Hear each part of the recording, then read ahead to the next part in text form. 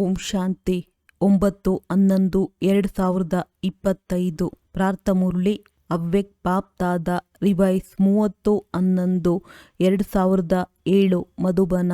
ಸತ್ಯತೆ ಮತ್ತು ಪವಿತ್ರತೆಯ ಶಕ್ತಿಯನ್ನು ಸ್ವರೂಪದಲ್ಲಿ ತರುತ್ತಾ ಬಾಲಕ ಮತ್ತು ಮಾಲೀಕತನದ ಸಮತೋಲನೆಯನ್ನಿಡಿ. ಈ ದಿನ ಸತ್ಯ ತಂದೆ, ಸತ್ಯ ಶಿಕ್ಷಕ, ಸದ್ಗುರು ತನ್ನ 4 ಕಡೆಯ ಸತ್ಯತೆಯ ಸ್ವರೂಪ, ಶಕ್ತಿ ಸ್ವರೂಪ ಮಕ್ಕಳನ್ನು ನೋಡುತ್ತಿದ್ದೇವೆ. ಏಕೆಂದರೆ ಸತ್ಯತಾ ಶಕ್ತಿ ಸರ್ವಶ್ರೇಷ್ಠವಾಗಿದೆ. ಈ ಸತ್ಯತಾ ಶಕ್ತಿಗೆ ಆಧಾರವಾಗಿದೆ ಸಂಪೂರ್ಣ ಪವಿತ್ರತೆ. ಮನ, ವಚನ, ಕರ್ಮ, ಸಂಬಂಧ, ಸಂಪರ್ಕ. ಸ್ವಪ್ನದಲ್ಲಿಯೂ ಸಹ ಅಪವಿತ್ರತೆಯ ಹೆಸರು ಗುರುತು ಇರಬಾರದು. ಇಂತಹ ಪವಿತ್ರತೆಯ ಪ್ರತ್ಯಕ್ಷ ಸ್ವರೂಪ ಏನು ಕಂಡು ಬರುತ್ತದೆ? ಇಂತಹ ಪವಿತ್ರ ಆತ್ಮನ ನಡತೆ ಮತ್ತು ಚೆಹರೆಯಲ್ಲಿ ದಿವ್ಯತೆ ಸ್ಪಷ್ಟವಾಗಿ ಕಂಡುಬರುತ್ತದೆ. ಅವರ ನಯನಗಳಲ್ಲಿ ಆತ್ಮೀಯ ಹೊಳಪು, ಚೆಹರೆಯಲ್ಲಿ ಸದಾ ಹರ್ಷಿತ ಮುಖತೆ ಮತ್ತು ನಡತೆಯಲ್ಲಿ ಪ್ರತಿ ಹೆಜ್ಜೆಯಲ್ಲಿ ತಂದೆಯ ಸಮಾನ ಕರ್ಮಯೋಗಿ. ಇಂತಹ ಸತ್ಯವಾದಿಗಳು ಸತ್ಯ ತಂದೆಯ ಮೂಲಕ ಈ ಸಮಯದಲ್ಲಿ ತಾವೆಲ್ಲರೂ ಆಗುತ್ತಿದ್ದೀರಿ. ಪ್ರಪಂಚದಲ್ಲಿಯೂ ಸಹ ಕೆಲವರು ತಮ್ಮನ್ನು ಸತ್ಯವಾದಿ ಎಂದು ಹೇಳುತ್ತಾರೆ, ಸತ್ಯವನ್ನೇ ಹೇಳುತ್ತಾರೆ. ಆದರೆ ಸಂಪೂರ್ಣ ಪವಿತ್ರತೆಯೇ ಸತ್ಯವಾದ ಸತ್ಯತೆಯ ಶಕ್ತಿಯಾಗಿದೆ. ಈ ಸಮಯ ಈ ಸಂಗಮದಲ್ಲಿ ತಾವೆಲ್ಲರೂ ಆಗುತ್ತಿದ್ದೀರಿ. ಈ ಸಂಗಮದ ಶ್ರೇಷ್ಠ ಪ್ರಾಪ್ತಿ ಸತ್ಯತೆಯ ಶಕ್ತಿ, ಪವಿತ್ರತಾ ಶಕ್ತಿ. ಇದರ ಪ್ರಾಪ್ತಿಯಾಗಿ ಸತ್ಯಯುಗದಲ್ಲಿ ತಾವೆಲ್ಲ ಬ್ರಾಹ್ಮಣರಿಂದ ದೇವತೆಗಳಾಗಿ ಆತ್ಮ ಮತ್ತು ಶರೀರ ಎರಡರಿಂದಲೂ ಪವಿತ್ರರಾಗುತ್ತೀರಿ. ಆತ್ಮನಿಂದ ಪವಿತ್ರವಾಗುತ್ತಾರೆ, ಆದರೆ ಪವಿತ್ರವಾದ ಶರೀರ ಸಿಗುವುದಿಲ್ಲ. ಅಂದಾಗ ಇಂತಹ ಸಂಪೂರ್ಣ ಪವಿತ್ರತೆಯನ್ನು ಈ ಸಮಯದಲ್ಲಿ ತಾವೆಲ್ಲರೂ ಧಾರಣೆ ಮಾಡುತ್ತಿದ್ದೀರಿ. ನಶೆಯಿಂದ ಹೇಳುತ್ತೀರಿ, ನೆನಪಿದೆಯೇ? ನಶೆಯಿಂದ ಹೇಳುತ್ತೀರೇನು? ಎಲ್ಲರೂ ಮನಪೂರ್ವಕವಾಗಿ ಅನುಭವದಿಂದ ಹೇಳುತ್ತೀರಿ. ಪವಿತ್ರತೆಯು ನಮ್ಮ ಜನ್ಮಸಿದ್ಧ ಅಧಿಕಾರವಾಗಿದೆ. ಜನ್ಮಸಿದ್ಧ ಅಧಿಕಾರವು ಸಹಜವಾಗಿ ಪ್ರಾಪ್ತಿಯಾಗುತ್ತದೆ. ಏಕೆಂದರೆ ಪವಿತ್ರತೆ ಅಥವಾ ಸತ್ಯತೆಯ ಪ್ರಾಪ್ತಿ ಮಾಡಿಕೊಳ್ಳಲು ತಾವೆಲ್ಲರೂ ಮೊದಲೇ ತನ್ನ ಸತ್ಯ ಸ್ವರೂಪ ಆತ್ಮನನ್ನು ತಿಳಿದುಕೊಂಡಿದ್ದೀರಿ. ತನ್ನ ಸತ್ಯ ತಂದೆ, ಸತ್ಯ ಶಿಕ್ಷಕ, ಸದ್ಗುರುವನ್ನು ತಿಳಿದುಕೊಂಡಿದ್ದೀರಿ ಮತ್ತು ಪಡೆದುಕೊಂಡಿದ್ದೀರಿ. ಎಲ್ಲಿಯ ತನಕ ಯಾರು ತನ್ನ ಸತ್ಯ ಸ್ವರೂಪವನ್ನು ಅಥವಾ ಸತ್ಯ ತಂದೆಯನ್ನು ತಿಳಿದುಕೊಳ್ಳುವುದಿಲ್ಲವೋ ಅಲ್ಲಿಯ ತನಕ ಸಂಪೂರ್ಣ ಪವಿತ್ರತೆ ಸತ್ಯತೆಯ ಶಕ್ತಿ ಬರಲು ಸಾಧ್ಯವಿಲ್ಲ. ಅಂದಾಗ ತಾವೆಲ್ಲರೂ ಸತ್ಯತೆ ಮತ್ತು ಪವಿತ್ರತೆಯ ಶಕ್ತಿಯ ಅನುಭವಿಗಳಾಗಿದ್ದೀರಲ್ಲವೇ? ಅನುಭವಿಗಳಾಗಿದ್ದೀರಾ? ಮನುಷ್ಯರು ಪ್ರಯತ್ನ ಪಡುತ್ತಾರೆ, ಆದರೆ ಯಥಾರ್ಥ ರೂಪದಲ್ಲಿ ತನ್ನ ಸ್ವರೂಪವನ್ನಾಗಲಿ ಸತ್ಯ ತಂದೆಯನ್ನು ಯಥಾರ್ಥ ಸ್ವರೂಪದಲ್ಲಿ ತಿಳಿದುಕೊಳ್ಳಲು ಸಾಧ್ಯವಿಲ್ಲ. ಮತ್ತು ತಾವೆಲ್ಲರೂ ಈ ಸಮಯದ ಅನುಭವದ ಮೂಲಕ ಪವಿತ್ರತೆಯನ್ನು ಈ ರೀತಿ ಸಹಜ ಮಾಡಿಕೊಂಡಿದ್ದೀರಿ. ಈ ಸಮಯದ ಪ್ರಾಪ್ತಿಯ ಪ್ರಾರಬ್ಧವಾಗಿ ದೇವತೆಗಳಿಗೆ ಪವಿತ್ರತೆಯು ಸ್ವಾಭಾವಿಕ ಮತ್ತು ಸ್ವಭಾವವಾಗಿರುತ್ತದೆ. ಈ ರೀತಿ ಸ್ವಾಭಾವಿಕ ಸ್ವಭಾವ ತಾವೇ ಪ್ರಾಪ್ತಿ ಮಾಡಿಕೊಳ್ಳುತ್ತೀರಿ. ಅಂದಾಗ ಪರಿಶೀಲನೆ ಮಾಡಿಕೊಳ್ಳಿರಿ. ಪವಿತ್ರತೆ ಮತ್ತು ಸತ್ಯತೆಯ ಶಕ್ತಿ ಸ್ವಾಭಾವಿಕ ಸ್ವಭಾವ ಆಗಿದೆಯೇ? ತಾವು ಏನು ತಿಳಿದುಕೊಂಡಿದ್ದೀರಿ? ಪವಿತ್ರತೆ ನಮ್ಮ ಜನ್ಮಸಿದ್ಧ ಅಧಿಕಾರವಾಗಿದೆ ಎಂದು ತಿಳಿಯುವವರು ಕೈಯನ್ನೆತ್ತಿರಿ. ಜನ್ಮಸಿದ್ಧ ಅಧಿಕಾರಕ್ಕೆ ಪರಿಶ್ರಮ ಪಡಬೇಕೇ? ಪರಿಶ್ರಮ ಪಡಬೇಕಾಗಿಲ್ಲ ಅಲ್ಲವೇ? ಸುಲಭವಲ್ಲವೇ? ಏಕೆಂದರೆ ಜನ್ಮಸಿದ್ಧ ಅಧಿಕಾರವೆಂದಾಗ ಸಹಜವಾಗಿ ಪ್ರಾಪ್ತಿಯಾಗುತ್ತದೆ. ಕಷ್ಟಪಡಬೇಕಾಗಿಲ್ಲ. ಪ್ರಪಂಚದವರು ಅಸಂಭವವೆಂದು ತಿಳಿಯುತ್ತಾರೆ ಮತ್ತು ತಾವು ಅಸಂಭವವನ್ನು ಸಂಭವ ಮತ್ತು ಸಹಜ ಮಾಡಿಕೊಂಡಿರಿ. ಯಾರೆಲ್ಲ ಹೊಸ ಹೊಸ ಮಕ್ಕಳು ಬಂದಿದ್ದೀರಿ, ಮೊದಲ ಬಾರಿ ಬಂದಿದ್ದೀರಿ, ಅವರು ಕೈಯನ್ನೆತ್ತಿರಿ. ಒಳ್ಳೆಯದು. ಯಾರು ಹೊಸ ಮಕ್ಕಳಿದ್ದೀರಿ, ಶುಭಾಶಯಗಳು. ಮೊದಲ ಬಾರಿ ಬಂದಿರುವಂಥವರು, ಏಕೆಂದರೆ ಬಾಪ್ತಾದಾರವರು ಹೇಳುತ್ತಾರೆ, ಭಲೆ ನೀವು ತಡವಾಗಿ ಬಂದಿದ್ದೀರಿ, ಆದರೆ ಬಹಳ ತಡವಾಗಿ ಬಂದಿಲ್ಲ ಮತ್ತು ಹೊಸ ಮಕ್ಕಳಿಗೆ ಬಾಪ್ ತಾದಾರವರ ವರದಾನವಿದೆ. ಕೊನೆಯಲ್ಲಿ ಬಂದಿರುವವರೂ ಸಹ ತೀವ್ರವಾಗಿ ಪುರುಷಾರ್ಥ ಮಾಡಿ ಮೊದಲ ಡಿವಿಷನ್ನಲ್ಲಿ ಬರಲು ಸಾಧ್ಯವಿದೆ. ಮೊದಲನೇ ನಂಬರಿನಲ್ಲಿ ಅಲ್ಲ, ಆದರೆ ಮೊದಲನೆಯ ಡಿವಿಷನ್ನಲ್ಲಿ ಬರಲು ಸಾಧ್ಯತೆ ಇದೆ ಅಂದಾಗ ಹೊಸ ಮಕ್ಕಳು ಇಷ್ಟೊಂದು ಸಾಹಸವಂತರಾಗಿದ್ದೀರಾ. ಫಸ್ಟ್ ಡಿವಿಷನ್ನಲ್ಲಿ ಬರುತ್ತೇವೆ ಎನ್ನುವವರು ಕೈಯನ್ನೆತ್ತಿರಿ. ನೋಡಿ, ಟಿವಿಯಲ್ಲಿ ತಮ್ಮ ಕೈ ಬರುತ್ತಿದೆ, ಒಳ್ಳೆಯದು, ಸಾಹಸವಂತರಾಗಿದ್ದೀರಿ, ಶುಭಾಶಯಗಳು. ಸಾಹಸಕ್ಕೆ ಶುಭಾಶಯಗಳು. ಸಾಹಸವಿದ್ದರೆ ತಂದೆಯ ಸಹಯೋಗವೂ ಇದ್ದೇ ಇದೆ.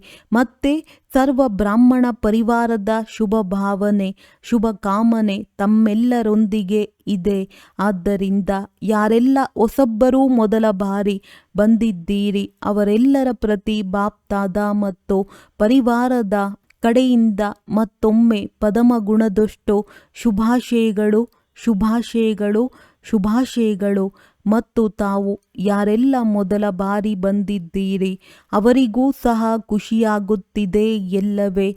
ಅಗಲಿರುವ ಆತ್ಮರು ಮತ್ತೆ ತಮ್ಮ ಪರಿವಾರದಲ್ಲಿ ಬಂದು ತಲುಪಿದ್ದೀರಿ ಅಂದಾಗ ಬಾಪ್ ದಾದಾರವರಿಗೂ ಸಂತೋಷವಾಗುತ್ತಿದೆ ಮತ್ತು ತಮಗೆಲ್ಲರಿಗೂ ಸಹ ಸಂತೋಷವಾಗುತ್ತಿದೆ.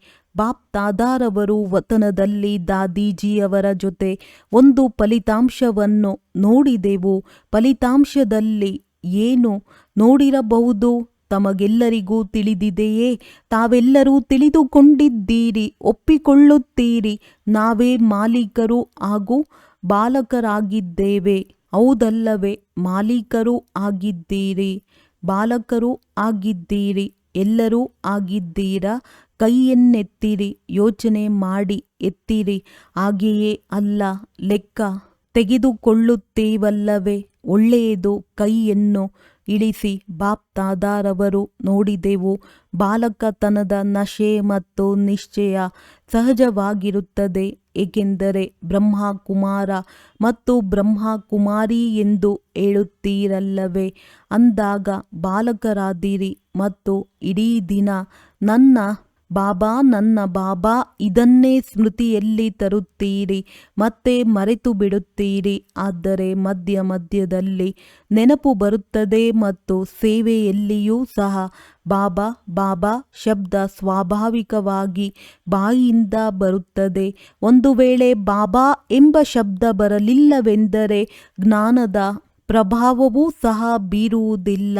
ಯಾವುದೇ ಸೇವೆಯನ್ನು ಮಾಡುತ್ತೀರೆಂದರೆ ಬಲೆ ಭಾಷಣ ಮಾಡಬಹುದು, ಕೋರ್ಸ್ ಕೊಡಬಹುದು, ಭಿನ್ನ ಭಿನ್ನ ವಿಷಯಗಳ ಬಗ್ಗೆ ಮಾಡುತ್ತಿರಬಹುದು. ಸತ್ಯ ಸೇವೆಯ ಪ್ರತ್ಯಕ್ಷ ಸ್ವರೂಪ ಅಥವಾ ಪ್ರತ್ಯಕ್ಷ ಪ್ರಮಾಣ ಇದೇ ಆಗಿದೆ. ಕೇಳುವಂಥವರೂ ಸಹ ನಾನು ತಂದೆಯ ಮಗುವಾಗಿದ್ದೇನೆ ಎಂದು ಅನುಭವ ಮಾಡಲಿ. ಅವರ ಬಾಯಿಯಿಂದ ಬಾಬಾ ಬಾಬಾ ಶಬ್ದ ಬರಲಿ. ಯಾವುದೋ ಶಕ್ತಿ ಇದೆ ಎಂದಲ್ಲ, ಚೆನ್ನಾಗಿದೆ ಎಂದಲ್ಲ, ಆದರೆ ನನ್ನ ಬಾಬಾ ಎಂಬ ಅನುಭವ ಮಾಡಲಿ. ಇದಕ್ಕೆ ಸೇವೆಯ ಪ್ರತ್ಯಕ್ಷ ಫಲವೆಂದು ಹೇಳಲಾಗುತ್ತದೆ. ಅಂದಾಗ ಬಾಲಕತನದ ನಶೆ ಮತ್ತು ನಿಶ್ಚಯವೂ ಸಹ ಚೆನ್ನಾಗಿರುತ್ತದೆ. ಆದರೆ ಮಾಲೀಕತನದ ನಿಶ್ಚಯ ಮತ್ತು ನಶೆ ನಂಬರ್ ವಾರ್ ಇರುತ್ತದೆ. ಬಾಲಕತನದಿಂದ ಮಾಲೀಕತನದ ಪ್ರಾಕ್ಟಿಕಲ್ ನಡತೆ ಮತ್ತು ಚೆಹರೆಯಿಂದ ನಶೆಯು ಕೆಲವೊಮ್ಮೆ ಕಂಡುಬರುತ್ತದೆ ಮತ್ತು ಕಡಿಮೆ ಕಂಡುಬರುತ್ತದೆ.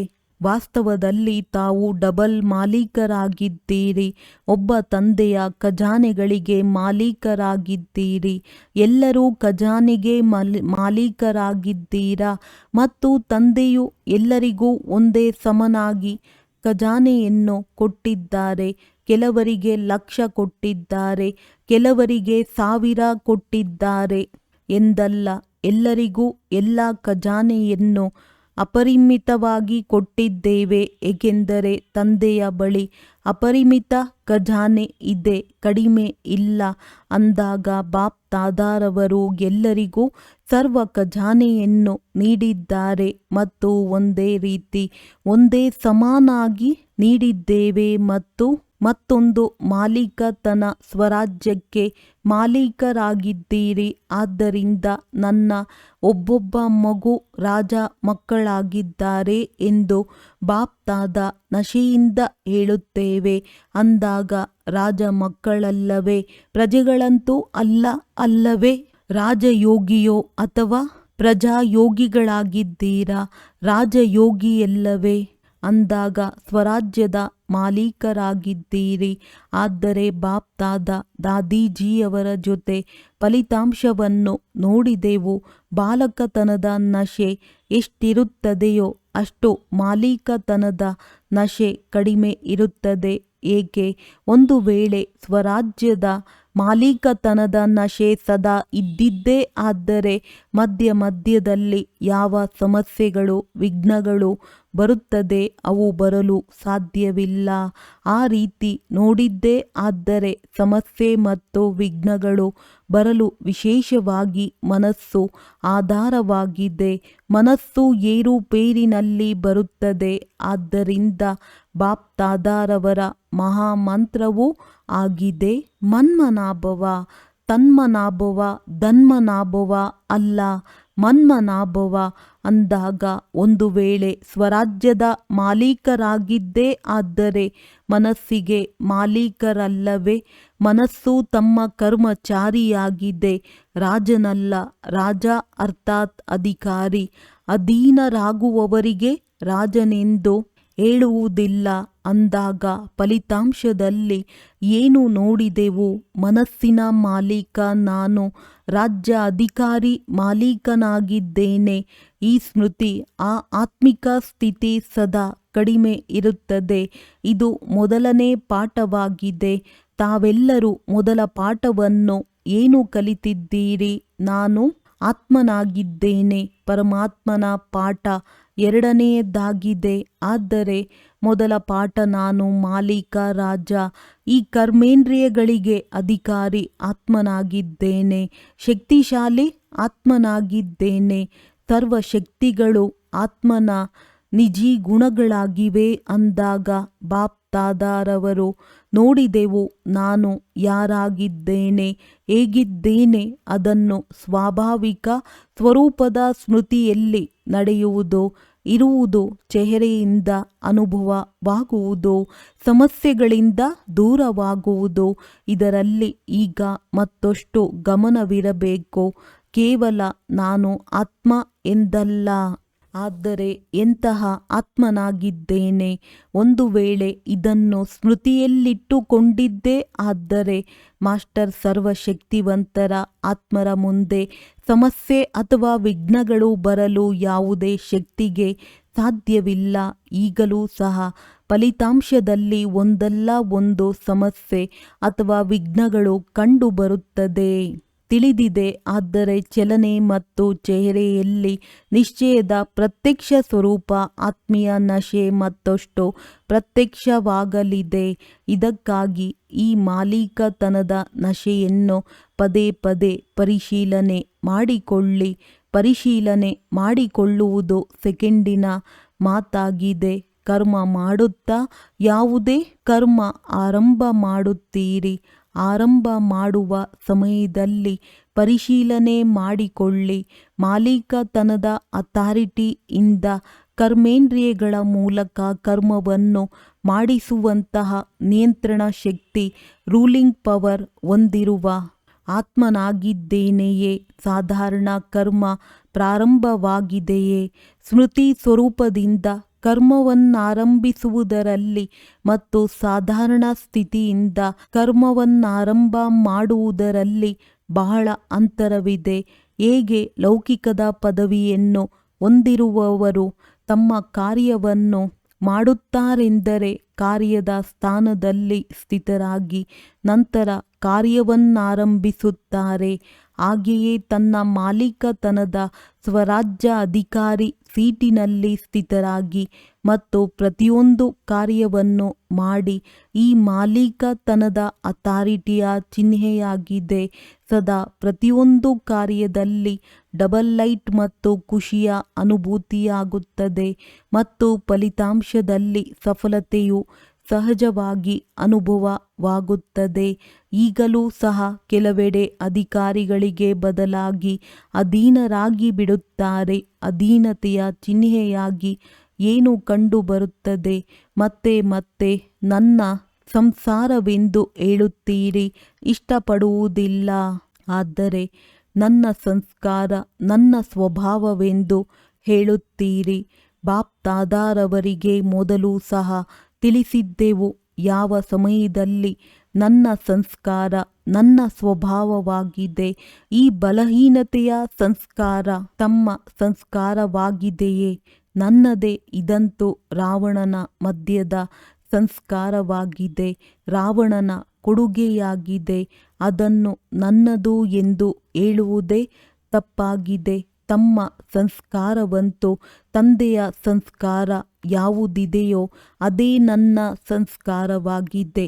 ಆ ಸಮಯದಲ್ಲಿ ಯೋಚಿಸಿ, ನನ್ನದು ನನ್ನದು ಎಂದು ಹೇಳಿ. ಆದರೆ ಅದು ಅಧಿಕಾರಿಯಾಗಿ ಬಿಡುತ್ತದೆ ಮತ್ತು ನೀವು ಅಧೀನರಾಗಿ ಬಿಡುತ್ತೀರಿ. ಹೇಗೆ ತಂದೆಯ ಸಮಾನರಾಗಬೇಕೆಂದರೆ ನನ್ನ ಸಂಸ್ಕಾರ ಎಂದಲ್ಲ. ಯಾವುದು ತಂದೆಯ ಸಂಸ್ಕಾರವಾಗಿದೆಯೋ ಅದು ನನ್ನ ಸಂಸ್ಕಾರ. ತಂದೆಯ ಸಂಸ್ಕಾರವೇನಾಗಿದೆ? ವಿಶ್ವ ಕಲ್ಯಾಣಕಾರಿ, ಶುಭ ಭಾವನೆ, ಶುಭ ಕಾಮನಾಧಾರಿ ಅಂದಾಗ ಆ ಸಮಯ ತಂದೆಯ ಸಂಸ್ಕಾರವನ್ನು ಸನ್ಮುಖದಲ್ಲಿ ತನ್ನಿ. ತಂದೆಯ ಸಮಾನರಾಗುವ ಲಕ್ಷ್ಯವಿದೆ. ಆದರೆ ರಾವಣನ ಲಕ್ಷಣಗಳು ಉಳಿದುಕೊಂಡಿದೆ ಅಂದಾಗ ಬೆರೆತು ಹೋಗುತ್ತದೆ. ಸ್ವಲ್ಪ ತಂದೆಯ ಒಳ್ಳೆಯದು, ಸ್ವಲ್ಪ ಆ ನನ್ನ ಇಂದಿನ ಸಂಸ್ಕಾರವಿದೆ. ಆದ್ದರಿಂದ ಎರಡು ಬೆರೆಯುತ್ತಿರುತ್ತದೆ ಎಲ್ಲವೇ? ಆಗ ಕಿರಿಕಿರಿಯಾಗುತ್ತಿರುತ್ತದೆ ಮತ್ತು ಸಂಸ್ಕಾರ ಹೇಗಾಗುತ್ತದೆ ಅದನ್ನಂತೂ ಎಲ್ಲರೂ ತಿಳಿದಿದ್ದೀರಲ್ಲವೇ? ಸಂಸ್ಕಾರವು ಮನಸ್ಸು ಮತ್ತು ಬುದ್ಧಿಯ ಸಂಕಲ್ಪ ಮತ್ತು ಕಾರ್ಯದಿಂದ ಸಂಸ್ಕಾರವಾಗುತ್ತದೆ. ಮೊದಲು ಮನಸ್ಸು ಸಂಕಲ್ಪ ಮಾಡುತ್ತದೆ, ಬುದ್ಧಿ ಸಹಯೋಗ ಕೊಡುತ್ತದೆ ಮತ್ತು ಒಳ್ಳೆಯ ಹಾಗೂ ಕೆಟ್ಟ ಸಂಸ್ಕಾರವಾಗಿ ಬಿಡುತ್ತದೆ. ಅಂದಾಗ ಬಾಪ್ದಾದಾರವರು ದಾದೀಜಿಯವರ ಜೊತೆಯಲ್ಲಿ ಫಲಿತಾಂಶದಲ್ಲಿ ನೋಡಿದೆವು. ಮಾಲೀಕತನದ ಸ್ವಾಭಾವಿಕ ಮತ್ತು ಸ್ವಭಾವದ ನಶೆಯು ಬಾಲಕತನದ ಲೆಕ್ಕದಲ್ಲಿ ನೋಡಿದಾಗ ಈಗಲೂ ಕಡಿಮೆ ಇದೆ. ಆದ್ದರಿಂದ ಬಾಪ್ದಾದಾರವರು ನೋಡುತ್ತೇವೆ, ಸಮಾಧಾನ ಮಾಡುವುದಕ್ಕೋಸ್ಕರ ಯುದ್ಧ ಮಾಡಲು ತೊಡಗುತ್ತಾರೆ. ಬ್ರಾಹ್ಮಣರಾಗಿದ್ದರೂ ಮಧ್ಯದಲ್ಲಿ ಕ್ಷತ್ರಿಯರಾಗಿ ಬಿಡುತ್ತೀರಿ. ಅಂದ ಮೇಲೆ ಕ್ಷತ್ರಿಯರಾಗಬಾರದು, ಬ್ರಾಹ್ಮಣರಿಂದ ದೇವತೆಗಳಾಗಬೇಕು.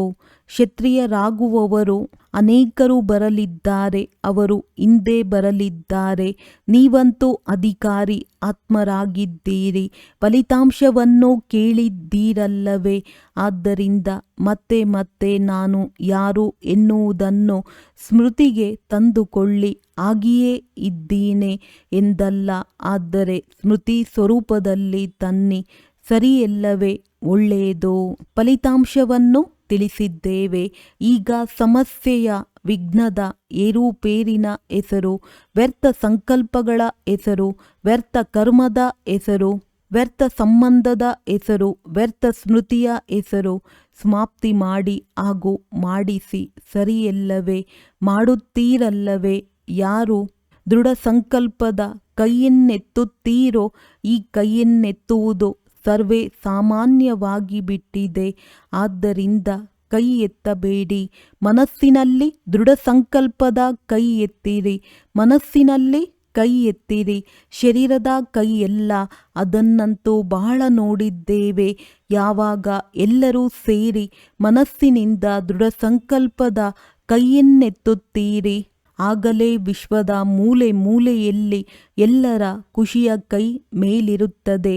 ನಮ್ಮ ಸುಖದಾತ ಶಾಂತಿದಾತ ತಂದೆಯು ಬಂದು ಬಿಟ್ಟರು.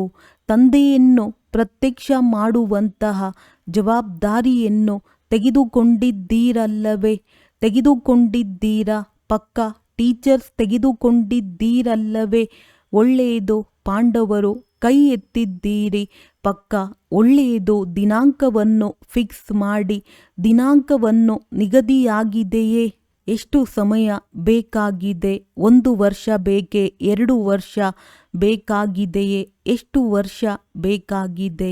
ಬಾಪ್ ದಾದಾ ತಿಳಿಸಿದರು, ಪ್ರತಿಯೊಬ್ಬರೂ ತಮ್ಮ ಪುರುಷಾರ್ಥದ ಯಥಾಶಕ್ತಿಯ ಪ್ರಮಾಣ ತಮ್ಮ ಸ್ವಾಭಾವಿಕ ಚಲನೆಯ ಅಥವಾ ಆರುವ ವಿಧಿಯ ಸಮಾನ ತಮ್ಮ ಸಂಪನ್ನರಾಗುವ ದಿನಾಂಕವನ್ನು ಸ್ವಯಂ ತಾವೇ ನಿಗದಿಗೊಳಿಸಿ. ಬಾಪ್ ದಾದಾರವರಂತೂ ಈಗ ಮಾಡಿ ಎಂದು ಹೇಳುತ್ತಾರೆ. ಆದರೆ ಯಥಾಶಕ್ತಿ ತಮ್ಮ ಪುರುಷಾರ್ಥದನುಸಾರ ತಮ್ಮ ದಿನಾಂಕವನ್ನು ನಿಗದಿಗೊಳಿಸಿ ಹಾಗೂ ಸಮಯ ಪ್ರತಿ ಸಮಯ ಅದನ್ನು ಪರಿಶೀಲನೆ ಮಾಡಿ. ಸಮಯ ಪ್ರಮಾಣ ಮನಸ್ಸಿನ ಸ್ಥಿತಿ, ವಾಚಾದ ಸ್ಥಿತಿ, ಸಂಬಂಧ ಸಂಪರ್ಕದ ಸ್ಥಿತಿಯಲ್ಲಿ ಉನ್ನತಿಯಾಗುತ್ತಿದೆಯೇ? ಏಕೆಂದರೆ ದಿನಾಂಕ ನಿಗದಿಪಡಿಸುವುದರಿಂದ ಸ್ವತಃ ಗಮನ ಹರಿಯುತ್ತದೆ.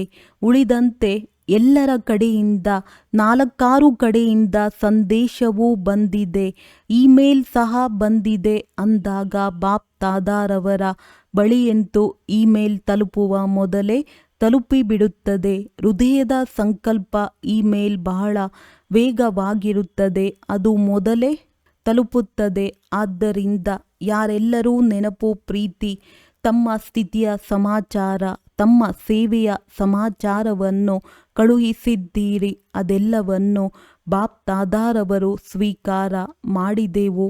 ನೆನಪು ಪ್ರೀತಿಯನ್ನು ಎಲ್ಲರೂ ಬಹಳ ಉಮಂಗ ಉತ್ಸಾಹದಿಂದ ಕಳುಹಿಸಿದ್ದೀರಿ. ಆದ್ದರಿಂದ ಬಾಪ್ ದಾದಾರವರು ಅವರೆಲ್ಲರಿಗೂ ಬಲೆ ವಿದೇಶದವರಿರಬಹುದು, ದೇಶದವರಿರಬಹುದು, ಎಲ್ಲರಿಗೂ ರಿಟರ್ನ್ನಲ್ಲಿ ನೆನಪು ಪ್ರೀತಿ ಹಾಗೂ ಹೃದಯದ ಆಶೀರ್ವಾದಗಳ ಸಹಿತ ಪ್ರೀತಿ ಹಾಗೂ ಶಕ್ತಿಯ ಸಕಾಶವನ್ನು ನೀಡುತ್ತಿದ್ದೇವೆ. ಒಳ್ಳೆಯದು. ಎಲ್ಲವನ್ನು ಕೇಳಿದ್ದೀರಿ. ಹೇಗೆ ಕೇಳುವುದು ಸಹಜವೆನಿಸುತ್ತದೆ ಎಲ್ಲವೇ?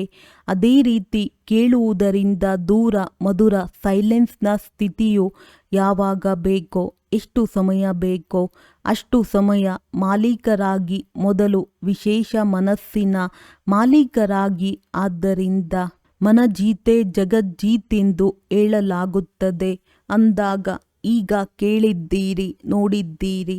ಆತ್ಮ ರಾಜನಾಗಿ ಮನ ಬುದ್ಧಿ ಸಂಸ್ಕಾರವನ್ನು ತಮ್ಮ ನಿಯಂತ್ರಣದಲ್ಲಿ ಇಟ್ಟುಕೊಳ್ಳಬಹುದೇ? ಮನಸ್ಸು ಬುದ್ಧಿ ಸಂಸ್ಕಾರ 3ರ ಮಾಲೀಕರಾಗಿ ಆಜ್ಞೆ ಮಾಡಿ ಮಧುರ ಸೈಲೆನ್ಸ್ ಆಗ ಅನುಭವ ಮಾಡಿ. ಆಜ್ಞೆ ಮಾಡುವುದರಿಂದ ಅಧಿಕಾರಿಯಾಗುವುದರಿಂದ 3 ಆರ್ಡರ್ನಲ್ಲಿ ಇರುತ್ತದೆಯೇ? ಈಗೀಗ ಅಧಿಕಾರಿಯ ಸ್ಥಿತಿಯಲ್ಲಿ ಸ್ಥಿತರಾಗಿ ಬಿಡಿ. ಒಳ್ಳೆಯದು. 4 ಕಡೆಯ ಸದಾ ಸ್ವಮಾನಧಾರಿ, ಸತ್ಯತೆಯ ಶಕ್ತಿ ಸ್ವರೂಪ, ಪವಿತ್ರತೆಯ ಸಿದ್ಧಿ ಸ್ವರೂಪ, ಸದಾ ಅಚಲ ಅಡೋಲ ಸ್ಥಿತಿಯ ಅನುಭವಿ, ಸ್ವಪರಿವರ್ತಕ ಹಾಗೂ ವಿಶ್ವ ಪರಿವರ್ತಕ, ಸದಾ ಅಧಿಕಾರಿ ಸ್ಥಿತಿಯ ಮೂಲಕ ಸರ್ವ ಆತ್ಮರಿಗೆ ತಂದೆಯ ಮುಖಾಂತರ ಅಧಿಕಾರಿ ಕೊಡಿಸುವಂತಹ 4 ಕಡೆಯ ಬಾಪ್ ದಾದಾರವರ ಲಕ್ಕಿ ಹಾಗೂ ಲವ್ಲಿ ಆತ್ಮರಿಗೆ ಪರಮಾತ್ಮನ ನೆನಪು, ಪ್ರೀತಿ ಹಾಗೂ ಹೃದಯದ ಆಶೀರ್ವಾದಗಳನ್ನು ಸ್ವೀಕಾರ ಮಾಡಿ. ಮತ್ತು ಬಾಪ್ ದಾದಾರವರ ಮಧುರಾತಿ ಮಧುರ ಮಕ್ಕಳಿಗೆ ನಮಸ್ತೆ. ಒಳ್ಳೆಯದು. ಎಲ್ಲರೂ ಸಾಹಸವಂತರಾಗಿದ್ದೀರಿ. ಸಾಹಸ ಕಡಿಮೆಯಾಗಲಿಲ್ಲವೇ? ಧೈರ್ಯ ಕಡಿಮೆಯಾದರೆ ತಂದೆಯ ಸಹಯೋಗದ ಅನುಭವವೂ ಆಗುವುದಿಲ್ಲ. ತಂದೆಯು ಸಹಯೋಗ ಕೊಡುತ್ತಾರೆ, ಆದರೆ ಗ್ರಹಿಸಲು ಸಾಧ್ಯವಾಗುವುದಿಲ್ಲ, ಲಾಭವನ್ನು ತೆಗೆದುಕೊಳ್ಳಲು ಆಗುವುದಿಲ್ಲ. ಆದ್ದರಿಂದ ಸದಾ ತಮ್ಮನ್ನು ತಾವು ನೋಡಿಕೊಳ್ಳಿ, ಧೈರ್ಯವನ್ನು ಹೆಚ್ಚಿಸಿಕೊಳ್ಳಿ. ಯಾವುದಾದರೂ ಇಂತಹ ಮಾತನ್ನು ಬುದ್ಧಿಯಲ್ಲಿ ಇಟ್ಟುಕೊಳ್ಳಿ. ಯಾವುದರಿಂದ ಧೈರ್ಯ ಹೆಚ್ಚುತ್ತದೆ? ಎಷ್ಟು ಧೈರ್ಯ ಹೆಚ್ಚುತ್ತದೆಯೋ ಅಷ್ಟು ಧೈರ್ಯದ ಮುಂದೆ ಅನ್ಯ ಮಾತುಗಳು ಬರುವುದು ಕಡಿಮೆಯಾಗುತ್ತದೆ. ಒಳ್ಳೆಯದು. ಇದರ ಬಗ್ಗೆ ವಿಚಾರ ಮಾಡಿ. ವರದಾನ: ಸ್ವಯಂಗೆ ಸ್ವಯಂ ಪರಿವರ್ತನೆ ಮಾಡಿಕೊಂಡು ವಿಶ್ವದ ಆಧಾರ ಮೂರ್ತಿಗಳಾಗುವಂತಹ ಶ್ರೇಷ್ಠ ಪದವಿಗೆ ಅಧಿಕಾರಿ ಭವ. ಶ್ರೇಷ್ಠ ಪದವಿಯನ್ನು ಪಡೆಯುವುದಕ್ಕಾಗಿ ಬಾಪ್ ದಾದಾರವರದ್ದು ಇದೇ ಶಿಕ್ಷಣವಾಗಿದೆ. ಮಕ್ಕಳು ಸ್ವಯಂ ಬದಲಾಗಿ ಸ್ವಯಂಗೆ ಬದಲಾಗುವ ಬದಲು ಪರಿಸ್ಥಿತಿಗಳು ಅಥವಾ ಅನ್ಯ ಆತ್ಮಗಳು ಬದಲಾಗಲು ಯೋಚಿಸುತ್ತಾರೆ ಅಥವಾ ಸಂಕಲ್ಪ ಬರುತ್ತೆ. ಇದಕ್ಕೆ ಈ ಪರಿಹಾರ ಸಿಗಲಿ, ಸಹಯೋಗ ಅಥವಾ ಆಶ್ರಯ ಸಿಗಲಿ, ಅದರಿಂದ ಪರಿವರ್ತನೆಯಾಗುತ್ತೇನೆ. ಈ ರೀತಿ ಯಾವುದಾದರೂ ಆಧಾರದ ಮೇಲೆ ಪರಿವರ್ತನೆಯಾಗುವಂಥವರ ಪ್ರಾರಬ್ಧವೂ ಸಹ ಆಧಾರದ ಮೇಲೆಯೇ ಇರುವರು. ಏಕೆಂದರೆ ಎಷ್ಟು ಜನದ ಆಧಾರ ಪಡೆಯುವಿರಿ ಅಷ್ಟು ಜಮಾದ ಖಾತೆ ಶೇರ್ಸ್ನಲ್ಲಿ ಹಂಚಿ ಹೋಗಿ ಬಿಡುತ್ತದೆ. ಆದ್ದರಿಂದ ಸದಾ ಇದೇ ಲಕ್ಷ್ಯ ಇಡಿ, ಸ್ವಯಂ ಪರಿವರ್ತನೆಯಾಗಬೇಕು. ನಾನು ಸ್ವಯಂ ವಿಶ್ವದ ಆಧಾರ ಮೂರ್ತಿಯಾಗಿದ್ದೇನೆ. ಸ್ಲೋಗನ್: ಸಂಘಟನೆಯಲ್ಲಿ ಒಲವು, ಉತ್ಸಾಹ ಮತ್ತು ಶ್ರೇಷ್ಠ ಸಂಕಲ್ಪದಿಂದ ಸಫಲತೆ ಹಾಗೇ ಇರುವುದು. ಅವ್ಯಕ್ತ ಸೂಚನೆ: ಅಶರೀರಿ ಅಥವಾ ವಿದೇಹಿ ಸ್ಥಿತಿಯ ಅಭ್ಯಾಸ ಹೆಚ್ಚಿಸಿ. ಹೇಗೆ ಯಾರಾದರೂ ಬಲಹೀನರಾಗಿ ಇರುತ್ತಾರೆ ಎಂದರೆ ಅವರಲ್ಲಿ ಮೊದಲು ಶಕ್ತಿ ತುಂಬಲು ಗ್ಲೂಕೋಸ್ ಹಾಕುತ್ತಾರೆ. ಅದೇ ರೀತಿ ಯಾವಾಗ ತಮ್ಮಲ್ಲಿ ಶಕ್ತಿ ತುಂಬಿಕೊಳ್ಳಬೇಕು ಎಂದರೆ ಶರೀರದಿಂದ ದೂರ ಅಶರೀರಿ ಆತ್ಮ ಎಂದುಕೊಳ್ಳುತ್ತೀರಿ ಎಂದರೆ ಈ ಸಾಕ್ಷಿತನದ ಸ್ಥಿತಿ ಶಕ್ತಿ ತುಂಬುವ ಕೆಲಸ ಮಾಡುತ್ತದೆ. ಹಾಗೂ ಎಷ್ಟು ಸಮಯ ಸಾಕ್ಷಿತನದ ಸ್ಥಿತಿ ಇರುತ್ತದೆ ಅಷ್ಟೇ ಸಮಯ ತಂದೆ ಜೊತೆ ಇರುತ್ತಾರೆ. ಒಳ್ಳೆಯದು. ಓಂ ಶಾಂತಿ.